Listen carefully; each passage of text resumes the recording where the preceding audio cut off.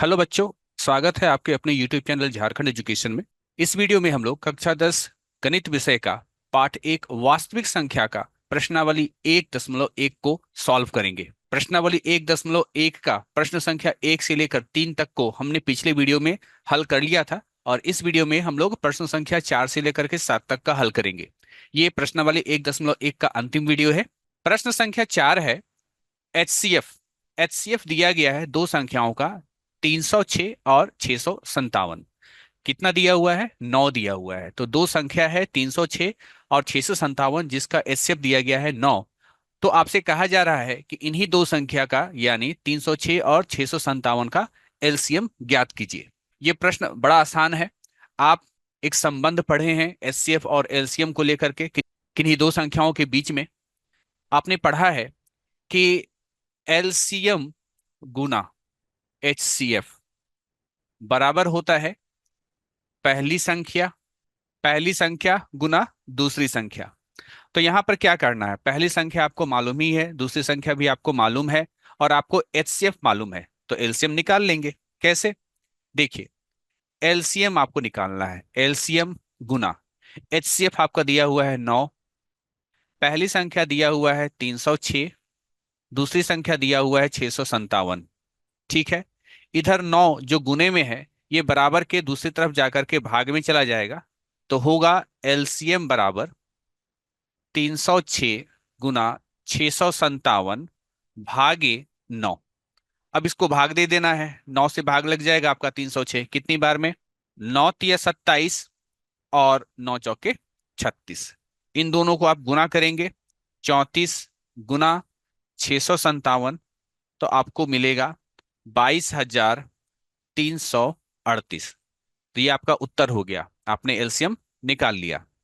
प्रश्न संख्या 5 है, जांच कीजिए कि किसी प्राकृत संख्या n के लिए संख्या 6 का पावर n है ना, अंक 0 पर समाप्त हो सकती है। यहां कहा जा रहा है कि n एक क्या है? n एक प्राकृत संख्या है। ठीक है। तो अगर 6 यानी 6, 6 का पावर अगर n कर दे तो जो संख्या हमें प्राप्त होगी उसके इकाई में क्या होगा? 0 होगा। ठीक है। ये हम लोग को जांच करके बताना है कि हाँ, 0 हो सकता है। ठीक है। होगा ही ये जरूरी नहीं है, हो सकता है। तो 6 का पावर n जो है इस संख्या के इकाई स्थान पर 0 है ना, 0 हो सकता है या 0 से समाप्त हो सकती है। आइए इसको हम लोग कैसे सॉल्यूशन करेंगे। यहाँ एक स्टेटमेंट है, जो संख्या जीरो पर जो संख्या 0 पर समाप्त होती है उसके अभाज्य गुणनखंड उसके अभाज्य गुणनखंड क्या हो सकते हैं? 2 गुना 5 होगा। ठीक है। के रूप में के रूप में होते हैं। कैसे? देखिए, समझने के लिए, जैसे मान लीजिए कि आपका जो है 30 है, अंक में इसके इकाई वाला अंक जो है वो 0 है। इसका गुणनखंड क्या हो सकता है 30 का? देखिए, 2 से 15 बार में, 3 से 5 बार में। तो यहाँ पर 2 और 5 आपको तो मिल ही रहा है ना अभाज्य गुणनखंड के रूप में। 3 भी है लेकिन 2 5 भी है। मान लीजिए हम लोग अब ले लेते हैं 50। ठीक है। 50 का गुणनखंड निकालिए, 2 से 25 बार में, फिर 5 से 5 बार में। तो गुणनखंड क्या हुआ? 2 गुना 5 गुना 5 हुआ। तो यहाँ भी आपको 2 गुना 5 मिल रहा है। कोई भी संख्या उठा लीजिए, अगर हम लोग मान लीजिए 120 उठा लेते हैं, 120 का अभाज्य गुणनखंड निकालिए। 2 से 60 बार में, 2 से 30 बार में, 2 से 15 बार में, 3 से 5 बार में और 5 से 1 बार में। तो 120 का अभाज्य गुणनखंड क्या हुआ? 2 गुना 2 गुना 2 गुना 3 गुना 5। तो यहां भी तो आपको नजर आ रहा है ना, 2 और 5। तो हमने देखा कि कोई भी संख्या जिसका अंत 0 से होता है उसका अभाज्य गुणनखंड में 2 गुना 5 है ना, 2 और 5 आपको जरूर मिलता है। तो आपने इन उदाहरण के माध्यम से समझ लिया कि कोई भी संख्या जिसके अंत में या इकाई स्थान पर 0 हो तो उसका अभाज्य गुणनखंड में आपको जो है 2 और 5 मिलेगा ही मिलेगा। ठीक है। तो इस प्रकार से हमने जो स्टेटमेंट लिखा है, जो कथन लिखा है कि जो संख्या जीरो पर समाप्त होती है उसके अभाज्य गुणनखंड 2 गुना 5 के रूप में होते हैं। ठीक है। अब अगला स्टेप, 6 का पावर n, जिसके बारे में कहा गया है कि हो सकता है कि इस संख्या के इकाई अंक में भी जीरो होगा, तो इसको भी आप लिख सकते हैं ना। देखिए 6 को लिखा जा सकता है 2 गुना 3। ठीक है, 6 को लिख सकते हैं 2 गुना 3। इसका पावर कितना हो गया, n हो गया। 6 का पावर n किसी भी मान, किसी भी मान n के लिए, n के लिए जीरो पर समाप्त समाप्त नहीं होगी। हमने 6 का पावर n है ना, 6 का पावर n हमने क्या लिखा, 6 को लिखा 2 गुना 3। अब देखिए 6 का जो अभाज्य गुणनखंड है वो 2 और 3 है। यहां पर कहीं भी आपको 5 मिला, यहां पर आपको 5 नहीं मिला, तो यहां पर कह रहा है 6 का पावर n किसी भी मान n के लिए, n का आप कोई भी मान रख दीजिए, ठीक है, ये जीरो पे समाप्त नहीं होगा।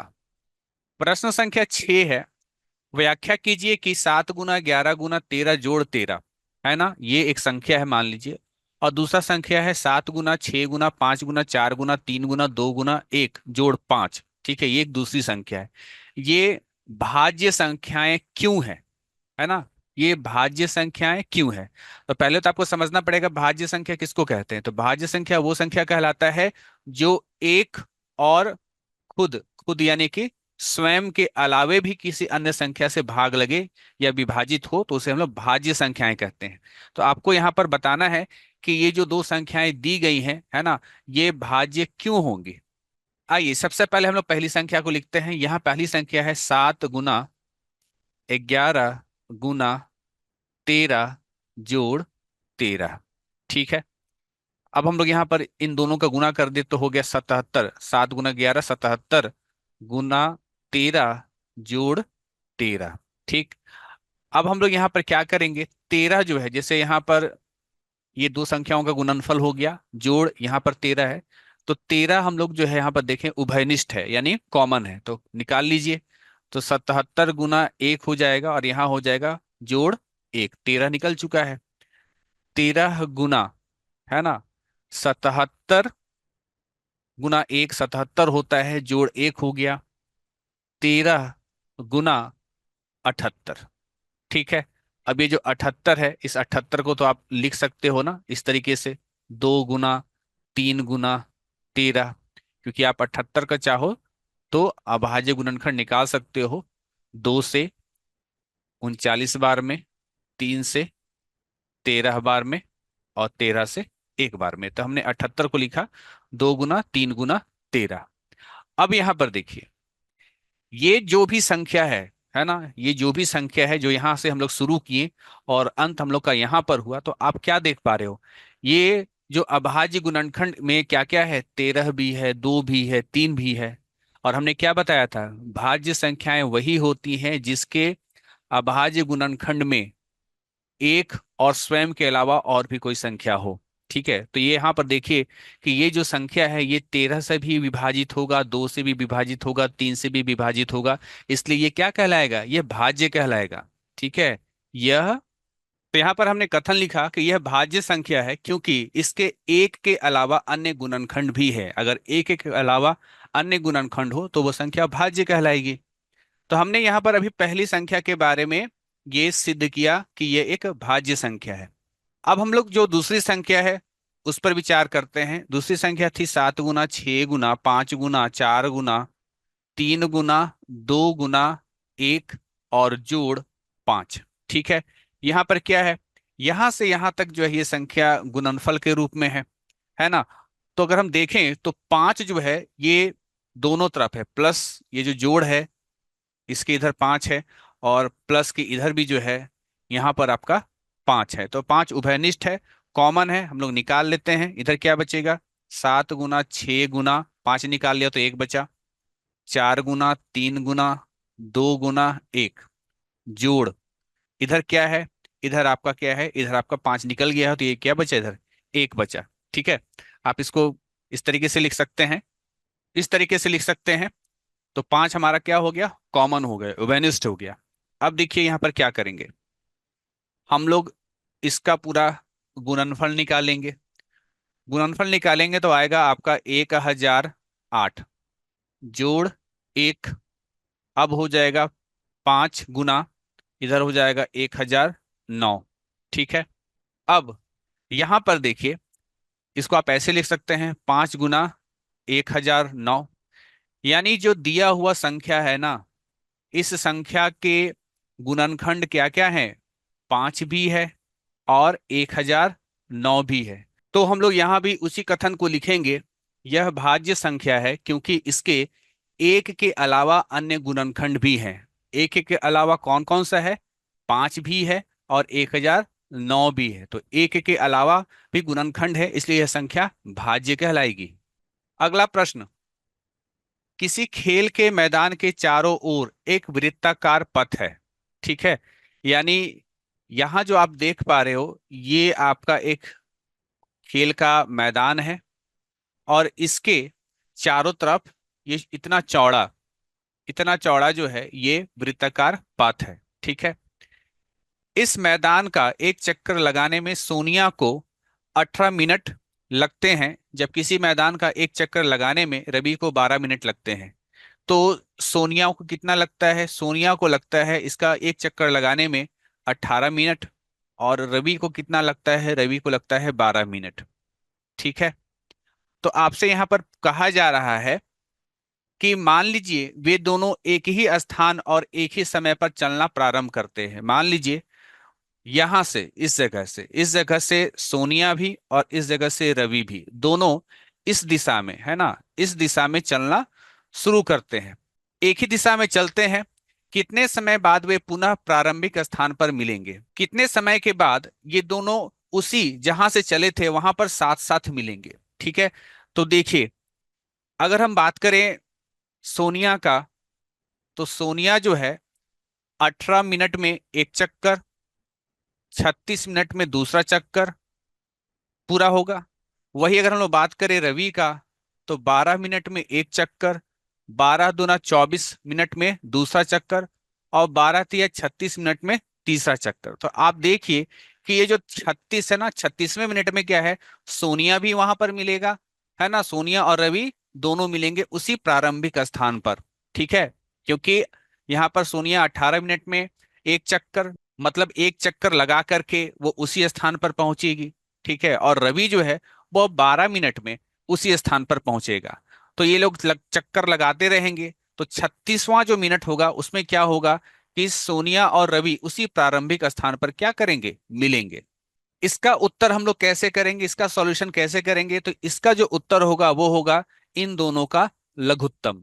इन दोनों के समय का लघुत्तम अगर आप निकाल लेते हैं तो यही आपका उत्तर कहलाएगा, 18 और 12। ठीक है। 18 का अभाज्य गुणनखंड पहले निकाल लीजिए, आप रफ में निकाल सकते हैं 18 का। 2 से 2 9 18, 3 से 3 तिया 9, 3 एकम 3। ठीक है। तो आप लिखेंगे 2 गुना 3 गुना 3। अब बात करते हैं 12 का। 12 का अभाज्य गुणनखंड निकालिए, 2 छक 12, 2 तिया 6, 3 एकम 3, यानी हो गया 2 गुना 2 गुना 3। एलसीएम कैसे निकालते हैं, पहले देखिए कि इन गुणनखंड में सबसे छोटा संख्या कौन है, सबसे छोटा संख्या 2 है। 2 18 के गुणनखंड में एक बार है, जबकि 12 के गुणनखंड में ये 2 बार है। तो हम लोग को क्या करना रहता है, जितनी बार ज्यादा आता है उसको लिखा जाता है। ठीक है। एलसीएम में क्या करते हैं, ज्यादा बार जो आया उसको लिखते हैं। तो 2 जो है 2 बार आया, इसलिए हम लोग यहाँ पर इसको 2 बार लिखेंगे। ठीक। अगला जो 2 से बड़ा गुणनखंड है वो है आपका 3। 3 18 में कितनी बार है, 2 बार है, जबकि 12 के गुणनखंड में एक बार है। तो हम लोग को क्या करना होता है, ज्यादा बार जो आया हुआ होता है उसे ही लिखना होता है। तो 3 गुना 3। अब आप इसका गुना कर दीजिए, तो 2 गुना 2 4, और इधर 3 गुना 3 9, 4 गुना 9, 9 चौकी कितना होता है 36। तो उत्तर होगा आपका 36 मिनट। तो ये था आपका प्रश्नावली 1.1। आपका प्रश्नावली 1.1 आपका खत्म हो चुका है। अगली वीडियो में हम लोग प्रश्नावली 1.2 के प्रश्नों का हल करेंगे। मिलते हैं अगली वीडियो में, तब तक के लिए थैंक यू।